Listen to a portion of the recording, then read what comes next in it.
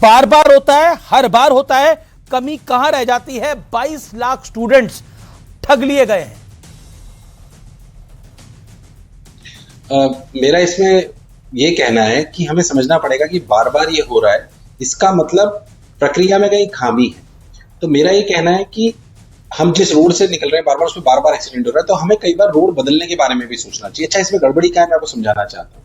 करीब 23 लाख बच्चे एग्जामिनेशन देते हैं, करीब 5,400 सेंटर बनाए जाते हैं, 2 लाख से ज्यादा लोग इन्वॉल्व होते हैं पेपर कंडक्शन में। इसके अलावा 500 से 550 के आसपास शहर होते हैं जहां पे एग्जामिनेशन होता है।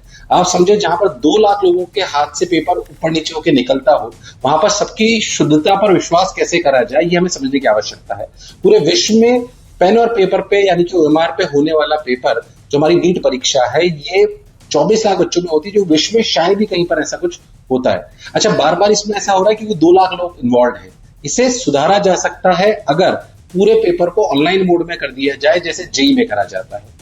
व्यक्तिगत रूप से मुझे लगता है कि ऐसा क्यों नहीं करा जा रहा। इसके लिए कई बार दलील दी जाती है कि ग्रामीण परिवेश के बच्चों को कंप्यूटर का बहुत एक्सपोजर नहीं होता, तो कैसे इस एग्जामिनेशन को देंगे। और मुझे लगता है कि ये समस्या अब दूर हो चुकी है। ग्रामीण क्षेत्रों में भी जो भी स्कूल्स हैं या गवर्नमेंट कॉलेजेस हैं, उन सब में कंप्यूटर लग चुके हैं। अगर सरकार चाहे, एनटीए चाहे, तो बच्चों को कंप्यूटर से रूबरू कराने के लिए एक और सजेशन है, मैं ऑनलाइन पढ़ रहा था, लोग कह रहे थे जैसे बजट की सीक्रेसी बरकरार रहती है, बजट कभी लीक नहीं होता, वैसे पेपर की सीक्रेसी भी बरकरार रह सकती है, क्योंकि 22 लाख स्टूडेंट्स के भविष्य का सवाल है, देश के भविष्य का सवाल है। ये सिर्फ 22 लाख स्टूडेंट तक सीमित नहीं है, उनके माता पिता, उनके भाई बहन, उन तक भी आगे बढ़ता है। क्योंकि अगर स्टूडेंट स्ट्रेस में होता है तो उसके माता पिता भी स्ट्रेस में है, उसके भाई बहन भी स्ट्रेस में है, उसके टीचर भी, अध्यापक भी स्ट्रेस में है। बिल्कुल सही बोल रहे हैं सर आप। करीब इससे 1.25 करोड़ के आसपास लोग प्रभावित हैं। व्यक्तिगत रूप से हम लोग भी उससे प्रभावित हैं। आप सोचिए, जो बच्चे हमको मिठाई खिला के जा चुके हैं, जिन्होंने डॉक्टर बनने का सपना देख लिया है, कई बच्चे ऐसे हैं जिन्होंने कॉलेज के सपने देख लिया है, जिन्होंने देखा कि कॉलेज उनको कौन सा लेना है, इस पे बात कर चुके हैं। तो उनसे हम आके कैसे मिलाएं, वो हमारे लिए बहुत समस्या का विषय है। तो जाहिर सी बात है कि जितनी आसानी से आप और हम बात कर पा रहे हैं या जो हमें सुन भी रहे हैं, वो उस समस्या की गंभीरता को समझ ही नहीं सकते जिस बच्चे ने वास्तविकता में 1 साल 2 साल तैयारी करी है। तो पर फिर भी उसके प्रति संवेदना रखना हमारा धर्म बनता है। और शिक्षाविद होने के नाते मैं बार बार इस बात को कह रहा हूँ कि इस गहराई को समझने की बहुत आवश्यकता है। पर आपने जैसे बोला कि बजट को जो है सीक्रेट रखा जाता है, पर हमें समझना पड़ेगा कि बजट को बनाने वाले बहुत शायद 200-500 लोग होते हैं जो उस पर कार्य कर रहे होते हैं। मैं बिल्कुल बात समझ रहा हूं, इसमें लोगों का इन्वॉल्वमेंट बहुत होता है, इसलिए उस तरह की सीक्रेसी बरकरार नहीं रह पाती। लेकिन अगर बजट सीक्रेट रखा जा सकता है तो कोई ना कोई तो तरीका होगा इसको भी सीक्रेट रखने का। आपने ऑनलाइन का एक अच्छा सजेशन दिया, लेकिन मेरा एक प्रश्न है कि कई बार क्या होता है कि इसके अंदर ट्यूशन सेंटर्स भी इन्वॉल्व होते हुए दिखते हैं। कई हमने ऐसे केसेस देखते हैं, क्योंकि आप भी एक कोचिंग इंस्टीट्यूट चलाते हैं, बड़ा इंस्टीट्यूट चलाते हैं, और आप उसी कोटा की नगरी से आते हैं। क्या कहना चाहते हैं? क्या आपको लगता है कि एक मछली पूरे तालाब को खराब कर रही है? बिल्कुल सही बात है। और मैं जानता हूं कि अगर किसी कोचिंग संस्थान की इसमें कोई भागीदारी है तो उसमें कड़ी से कड़ी कार्रवाई होनी चाहिए, क्योंकि इसकी वजह से पूरी फ्रेटर्निटी बदनाम होती है।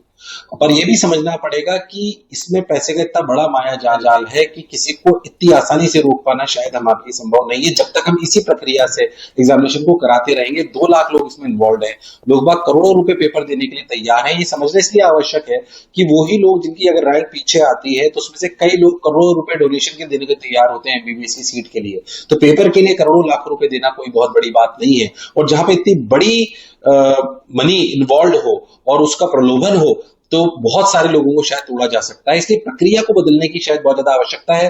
और रही बात कोचिंग संस्थान की, मैं इतनी बात बोलना चाहता हूं कि सभी कोचिंग संस्थान इसमें इन्वॉल्व नहीं होते। कुछ हो सकते हैं जिसमें से 1-2 लोग उनमें से हों, वो पूरी हमारी फ्रेटर्निटी को बदनाम करते हैं। पर हाँ, मैं बोलना चाहता हूं, जिस तरीके की मानसिक प्रताड़ना से 23 लाख 24 लाख बच्चे इस समय गुजर रहे हैं, ये किसी मर्डर से कम स्थिति नहीं है।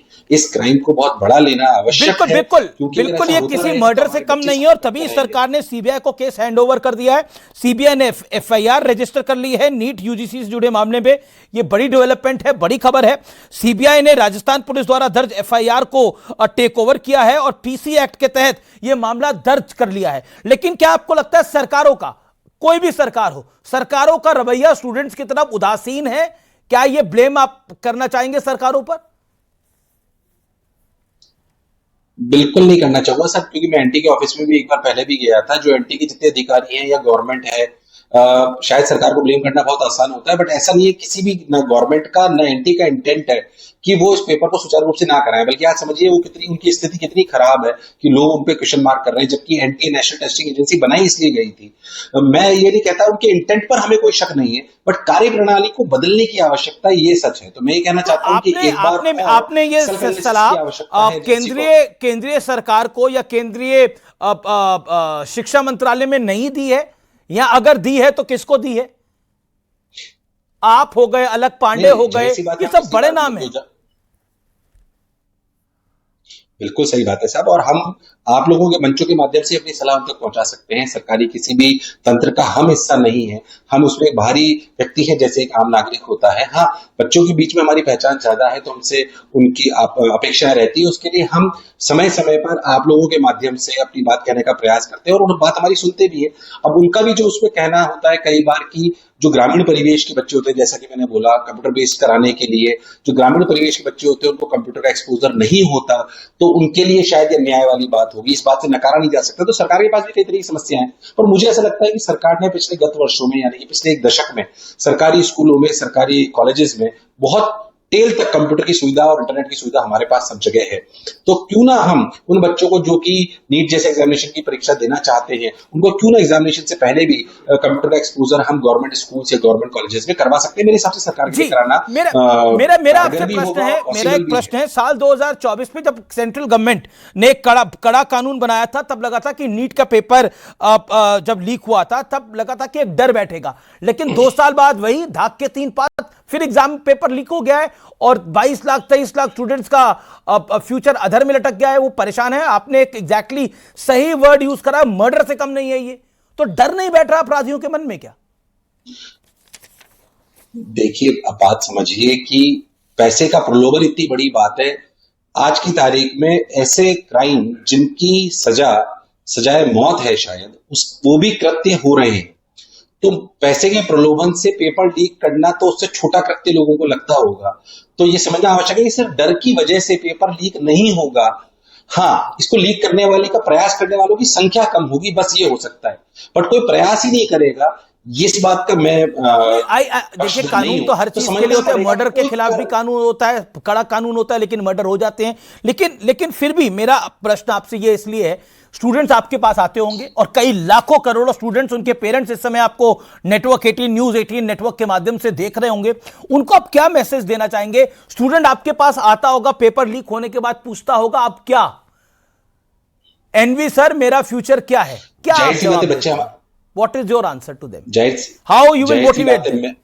मैं बताना चाहता हूं, भाई मेरा व्यक्तिगत मत ये है, इसमें 2 प्रकार के बच्चे हैं। एक तो सबसे ज्यादा धक्का उन बच्चों को लगा है जो 60 से 70 हजार बच्चे ऐसे थे जिनको दिख रहा था कि उनके नंबर इतने आ रहे हैं कि वो डॉक्टर बन गए हैं, उन्होंने स्टेथोस्कोप खरीद लिया है, उन्होंने व्हाइट कोट के सपने देख लिए हैं, गवर्नमेंट मेडिकल कॉलेज जाकर उन्होंने देख लिया। सबसे बड़ा झटका उनके लिए, जिनके नंबर कम आ रहे थे उनके लिए तो शायद एक अपॉर्चुनिटी का काम है, पर जो 70 से 80 हजार बच्चे जो गवर्नमेंट मेडिकल कॉलेज का सपना देख चुके थे, सबसे बड़ा झटका उनको है।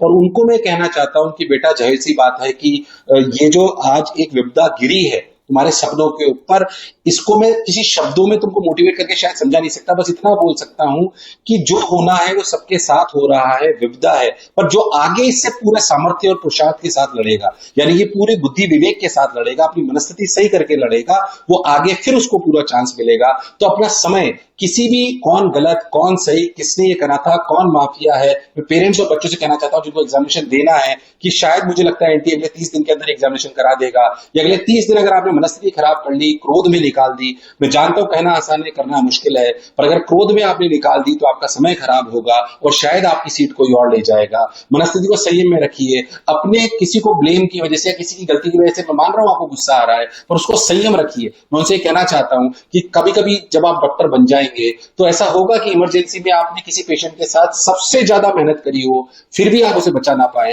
तब भी आपकी मनस्थिति ऐसी ही होगी, आपको ऐसी ही फीलिंग आएगी। पर इसका मतलब ये नहीं है कि आप अगले पेशेंट के साथ पूरी शिद्दत के साथ जुटेंगे, नहीं। आज भी शायद आपके साथ वही हुआ है कि आप पूरे लड़ाके की तरह लड़े, आपने पूरी मेहनत करी, पर शायद आप इस एग्जाम को बचा नहीं पाए। पर इसका मतलब हम अगले एग्जाम में पूर्ण रूप से तैयारी करके पूरी शिद्दत के साथ, मेहनत के साथ न जाए, ये गलत बात है। अगर आप एक अच्छा डॉक्टर बनना चाहते हैं तो मुझे लगता है कि आप इमरजेंसी की उस परिस्थिति को समझकर जी। उसकी तुलना यहीं पर कर आने वाले एग्जाम की पूरे संयम के साथ एग्जाम देंगे। जी, क्या आपको लगता है आने वाले भविष्य में बच्चों को फेयर चांस मिल पाएगा? जैसे आपने बोला ये एक तरह का मर्डर है, तो आपको लगता है आने वाले दिनों में फेयर चांस मिल पाएगा? उम्मीद हमेशा रहती है और वो आज भी मुझे है, और मुझे प्रणाली पर पूरा शक है, क्योंकि उनके इंटेंट पे कोई शक कोई भी नहीं कर सकता कि वो नहीं कराना चाहते। पर ये भी हम जानते हैं कि मतलब व्यक्तिगत रूप से हो सकता है मुझे इस मन से कहना चाहिए नहीं कहना चाहिए, बट हम समझते हैं कि इस बार क्योंकि शायद बहुत ज्यादा फैल गया पेपर, इसे रीरीड हो रहा है, पर हमें ये भी ध्यान रखना पड़ेगा कि कभी कभी ऐसा भी हो सकता है कि बात खुलती ही ना हो, फिर भी देश में कुछ ऐसे डॉक्टर बन जाते हों जो बनने नहीं चाहिए थे। डॉक्टर भी मतलब नीट की सीट में स्पेशली जो डॉक्टर बन जाता है जो लायक नहीं है, वो किसी मानव जीवन के साथ खेल रहा होता है। इसकी गंभीरता को समझने की आवश्यकता हम सबको है, इसलिए जितना सीरियसली हम सब, चाहे वो कंडक्शन एजेंसीज हैं, चाहे मानवता के आधार पर कोई भी नागरिक है, बच्चे हैं, पेरेंट्स हैं, कंडक्टिंग एजेंसी है, गवर्नमेंट्स हैं, लीडर्स हैं, इन सबको समझना पड़ेगा कि जितना महत्वपूर्ण हमारे लिए बेसिक कम्युनिटीज को प्रोवाइड कराना है, फूड हो गया या अकोमोडेशन हो गया लोगों के लिए, या बेसिक ट्रांसपोर्ट हो गया, उससे ज्यादा महत्वपूर्ण हमारे देश का जो भविष्य है, जो डॉक्टर्स है, जो हमारे पूरी मानव सेवा करेंगे, जो शारीरिक रूप से हमें संबल रखेंगे, हमें स्वस्थ रखेंगे, उनके लिए बहुत जरूरी है। जी, लास्ट में एक लाइन में जानना चाहूंगा आपकी पर्सनल एडवाइस क्या रहेगी तमाम माता पिता को? पर्सनल एडवाइस क्या रहेगी अपने अनुभव के साथ? मैं माता पिता को कहना चाहता हूं कि आपके बच्चे आपको आज देख रहे हैं कि आप इस सिचुएशन में कैसे रिएक्ट कर रहे हैं।